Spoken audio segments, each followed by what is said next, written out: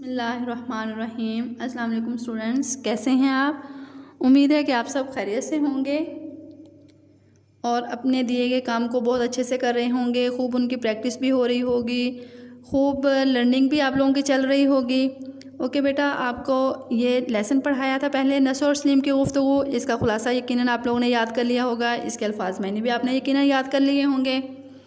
अगर आपने अल्फाज मायने अच्छे से याद कर लिए हैं तो आपको अब दिए गए पैराग्राफ की जो इक़्तिबास की तशरीह है वो बहुत आसानी से आप कर सकेंगे और समझने में भी आपको बहुत आसानी होगी।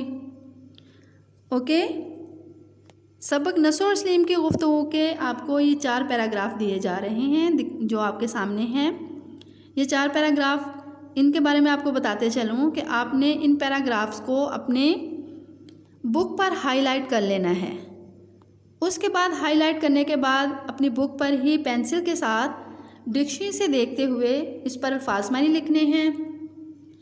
जैसे ही आपके अल्फाज मानी कंप्लीट हो जाएं पूरे, यानी कि पैराग्राफ्स के, उसके बाद आपने जैसा आपका लिखा हुआ सबक है जहाँ पे नस्र और सलीम की गुफ्तगू, इसके साथ ही आपने लिखना है हवाला मतन पेंसिल से और लिखना है सबक का उन्वान नस्र और सलीम की गुफ्तगू। फिर लिखना है मुसन्निफ़ का नाम इस सबक के, यानी कि डिप्टी नज़ीर अहमद। फिर इसकी सिनफ़ लिखनी है नावल। फिर इसका माखज़ लिखना है तौबतुन नसूह। ये लिखने के बाद फिर आपने अपने पैराग्राफ की प्रैक्टिस किसी भी रफ़ नोट्स पर स्टार्ट करनी है। ओके, जब आपने ये सारा काम कर लिया तो फिर क्या होगा, आपके पास सारे ही इस चैप्टर के नोट्स मुकम्मल तैयार हो जाएंगे इक़्तिबास की तशरीह के। और जब भी आपका कोई टेस्ट होगा, आपको टेस्ट देने के लिए बहुत सारी बुक्स नहीं उठानी पड़ेगी, बल्कि अपनी ही एक टेक्स्ट बुक उठाते हुए आप बआसानी अपना सारा काम कंप्लीट कर सकेंगे। अब ये पैराग्राफ, इन्हीं पैराग्राफ में से पैराग्राफ नंबर 4 जो है उसकी तशरीह मैंने सैम्पल के तौर पे की हुई है, जो कि आप देखेंगे आपके सामने है।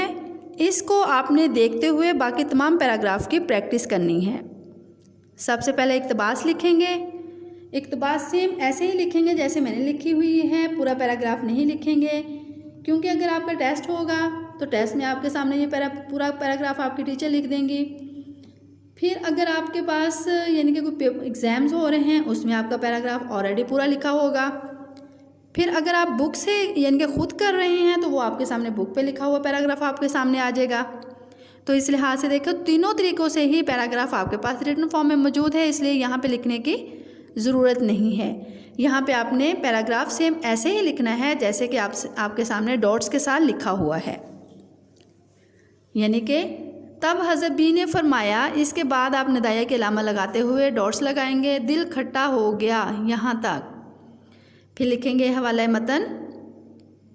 इसके बाद लिखेंगे सबक का उन्वान नस्र और सलीम की गुफ्तगू, मुसन्निफ़ का नाम डिप्टी नज़ीर अहमद, सिनफ़ नावल, माखज़ तौबतुन नसूह। अब देखें, ये चारों चीज़ें आपके पास आपकी बुक पे भी लिखी हुई हैं, आपके सामने हैं, जहाँ से आपने देख के फ़ौरन भी लिख सकते हैं।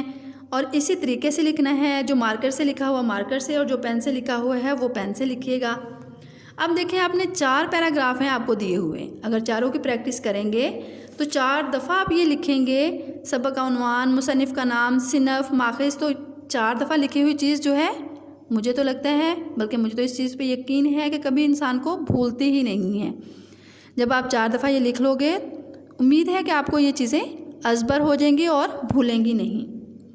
फिर नेक्स्ट आप लिखेंगे ख़त कशीदा अल्फाज के मायने, बिल्कुल ऐसे ही दरमियान में लिखिएगा जैसे कि मैंने लिखे हुए हैं, और इसको अंडरलाइन कीजिएगा। फिर लिखिएगा अल्फाज, फिर मायने, फिर देखिएगा नंबर 1 है भले मांस, इसका क्या मायने है, शरीफ। टोकना, एतराज़ करना, इसरार करना, ज़िद करना, खट्टा होना, मुतनफ़र होना, ये हैं इसके अल्फाज मायने। समटाइम आप लोगों का जो वर्क आ रहा होता है उसमें आप लोगों ने इन चीज़ों को अंडरलाइन भी नहीं किया होता, अल्फाज लिखा है, अल्फाज मायने लिख के सीधे अल्फाज मायने लिख देते हैं, सारा काम किया होता है लेकिन काम को क्या है, सही तरीके से मुनज़्ज़म नहीं किया होता। लेकिन आपने काम जब भी करना है मुनज़्ज़म तरीके से कंप्लीट करके फिर भेजा करें। ऐसे है ना, बार बार यही कहा जा रहा है ना, तो कैसे होगा जब आपकी प्रैक्टिस बहुत ज़्यादा हो जाएगी। ऐसे ही यहाँ तक आप अल्फाज मानी लिखने के बाद फिर लिखेंगे तशरीह। तशरीह को ऐसे अंडरलाइन करेंगे और उसके बाद फिर आप इसको जब स्टार्ट लेंगे तो इसमें आपने मुसन्निफ़ का मुख्तसर तारुफ़ ज़रूर लिखना है। और तारुफ़ बहुत ज़्यादा तवील नहीं होना चाहिए, ज़रूरी नहीं कि जो मैंने तारुफ़ लिखा आप भी वही लिखें।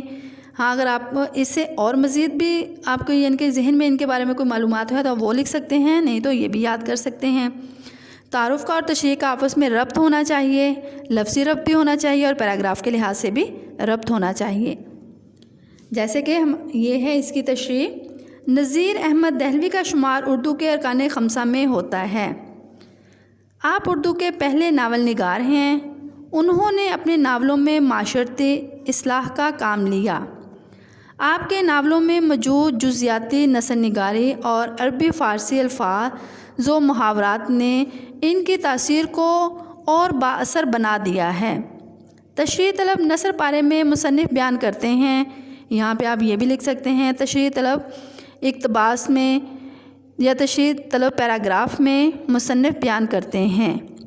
तीनों लिखे जा सकते हैं कि सलीम बताता है कि अब्बा जान मैं अपना सबक याद करने, अब देखें लास्ट लाइन यहाँ से मैंने छोड़ी है, अभी मेरा पैराग्राफ चल रहा है तो आपने भी ऐसे अपना पैराग्राफ अभी जारी ही रखना है और लास्ट लाइन छोड़ते हुए नेक्स्ट पेज पे चले जाना है। ने इन्हें बहुत सी खूबियों और औसाफ से नवाजा था। उन 4 बच्चों के बारे में ज़िक्र कर रहा है जो कि इसके हम जमात थे। सलीम अपने हम जमात के घर गया, आवाज़ देने पर उन्होंने मुझे अंदर बुला लिया। जैसे ही मैं अंदर दाखिल हुआ, एक बूढ़ी औरत तख्त पर जाए नमाज बिछाए तस्बीहात पढ़कर फ़ारिग हुई तो मुझसे मुखातिब होकर फरमाने लगी, अगरचा बेटा तुमने मुझे सलाम नहीं किया, लेकिन मेरा फ़र्ज़ बनता है कि मैं तुझे दुआ दूँ। इनकी बातों से मैं बहुत ज़्यादा शर्मिंदा हुआ और उठकर इनको सलाम किया। यहाँ हमारा क्या है, एक पैराग्राफ कंप्लीट होता है। नेक्स्ट पैराग्राफ शुरू करेंगे। नेक्स्ट लाइन से पैराग्राफ की जो रिक्वायरमेंट होती है उसको मद्देनज़र रखते हुए, यानी कि 2 फिंगर छोड़ते हुए, मुसन्निफ़ मज़ीद लिखते हैं कि इसके बाद बड़ी अम्मा ने सलीम को बहुत सी नसीहतें की और कहा कि बेटा बुरा ना मानना, अगरचा तुम मेरे बेटों के साथ उठते बैठते हो, इसलिए तुम्हें ये सब बताना ज़रूरी था। फिर अम्मा ने मुझे मिठाई बड़ी ज़िद के साथ खिलाई। वो मुझे अपने नवासों की तरह चाहती और प्यार करती थी। मैं भी उनसे बहुत मानूस हो गया, मुझे भी उनसे बहुत ज़्यादा मोहब्बत हो गई और मैं भी उनका एहतराम करने लगा। ये सब इन्हीं की तरबियत और नसीहतों का असर है कि खेलों और दीगर वक्त ज़ाया करने वाले अमूर से मेरा दिल क्या है, खट्टा हो गया है, मेरा दिल चाट हो गया है, अब इन चीज़ों में मेरा दिल नहीं लगता। ऐसे ही आप अपनी तशरीह कंप्लीट करने के बाद लास्ट में लाइन लगाएंगे, साइडों पे मार्जिन लाइन लगाते हुए कंप्लीट करेंगे। अब देखें पूरी जो तशरीह है इसमें तमाम चीज़ों का मुकम्मल ख्याल रखा गया है, मतलब मार्कर और पेन का सही इस्तेमाल किया गया है। आपने भी ऐसे करते हुए काम करना है। पैराग्राफ देखें, इसमें जितने भी मुश्किल अल्फाज थे उनको आसान अल्फाज में तब्दील करते हुए पैराग्राफ लिखा गया है। राइटिंग का आप लोगों ने ख़ास ख्याल रखना है, कटिंग बिल्कुल नहीं करनी। अगर कहीं बाय मिस्टेक आपसे कोई जुमला गलत लिखा जाए तो उसको क्रॉस लगाते हुए, यानी कि ब्रैकेट लगाते हुए छोटा सा क्रॉस लगाना है। बहुत ज़्यादा कटिंग करके अपनी सारी तशरीह डर्टी नहीं करनी, आपने इस चीज़ का भी ख़ास ख्याल रखना है। ये आपकी तशरीह कंप्लीट होती है। अब आपने अपने पैराग्राफ की प्रैक्टिस करनी है, सारे ही पैराग्राफ की, और जो आपको पैराग्राफ दिया जा रहा है, यानी कि आपके होमवर्क में जो पैराग्राफ आपको दिया है वो आपने काम अपनी नोट्स पर करना है। और जो काम आपको, यानी कि ये पैराग्राफ आपको करके दिखाया गया है, अगर आप कर सकें तो इसको भी अपनी नोट्स पर सैम्पल के तौर पे, यानी कि इसको भी आप अपने नोट्स पर कर लीजिएगा। दोनों पैराग्राफ करते जाएं, ज़्यादा प्रैक्टिस होती जाएगी, ज़्यादा आपको इसकी, यानी कि इसके बारे में पता चलता जाएगा कि आपने तशरीह कैसे करनी है। क्योंकि तशरीह जो है ये जितनी ज़्यादा प्रैक्टिस आप करोगे उतनी ही ज़्यादा आपकी तशरीह बेहतर से बेहतर होती जाएगी। इसलिए आपने इस काम को छोड़ना नहीं है, बल्कि बहुत ज़्यादा इसकी प्रैक्टिस करनी है। हो सके तो आपके पास जो की बुक्स हैं वहाँ से इसको एक दफ़ा तमाम पैराग्राफ को रीड आउट भी करें और अपने असबाक को भी रीड आउट करें, ताकि पूरे सबक का जो मफ़हूम है वो आपको अच्छे से समझ आ जाए और आप इसमें अपनी तशरीह में उसको बेहतर तरीके से बयान कर सकें। ओके, इन असूलों को मद्देनज़र रखते हुए अपना वर्क कंप्लीट कीजिएगा। Best of luck. अल्लाह हाफिज़।